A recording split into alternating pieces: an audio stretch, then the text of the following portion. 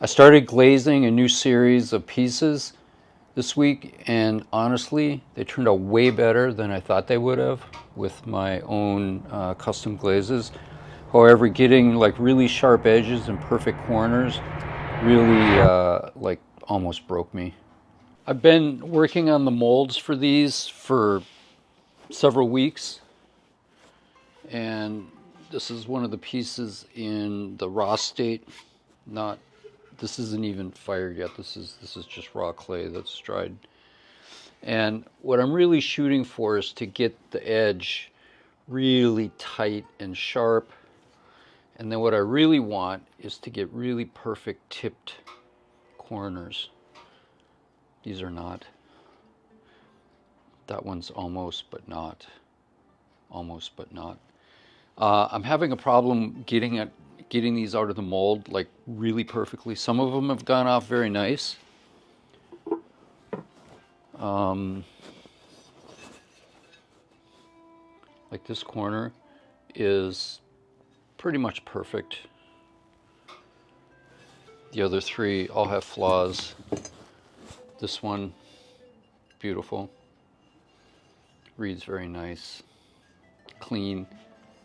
The idea is that this is a wall piece, and the sharp cutback edges, like you can look at it at a pretty severe angle from the side, and it just looks like a floating plane, kind of like hanging on the wall. That's what I'm going for. And for me, having the really tight, beautiful edges is like, it's important to like get the effect that I'm after. I've been also working on a whole,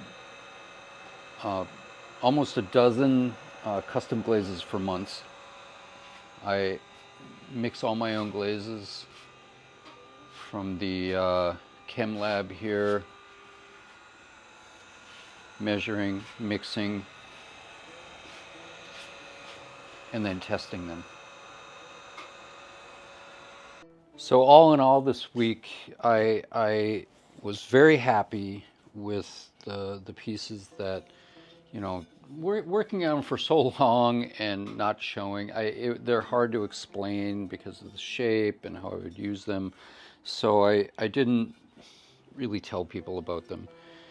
And then to just kind of come out with it, I posted pictures on Instagram, and I also, you know, send pictures to people, and I have shown them to people in person, and I got really good like feedback. I'm super happy. The glazes, like I don't want to improve the glazes.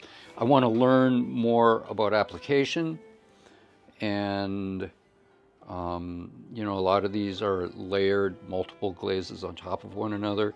So I will continue to experiment with different processes.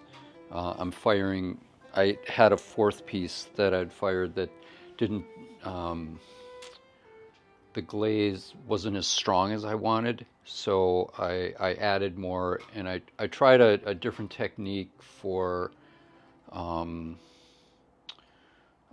like applying the glaze to the piece. The piece has already been fired twice to cone 6, so it's already been high fired twice, and I had to do some tricky application on it. Anyways, that's in the kiln firing. I think it's going to turn out fine. The glaze went on the piece in the way that I wanted. But the corner thing is really a problem. The edges are almost as sharp as I want. There's some undulations like in the edge, like up and down. That's kind of a demolding issue, so I will work on that. The corners are another thing. That's something that's going to be harder to rectify. I have a few ideas.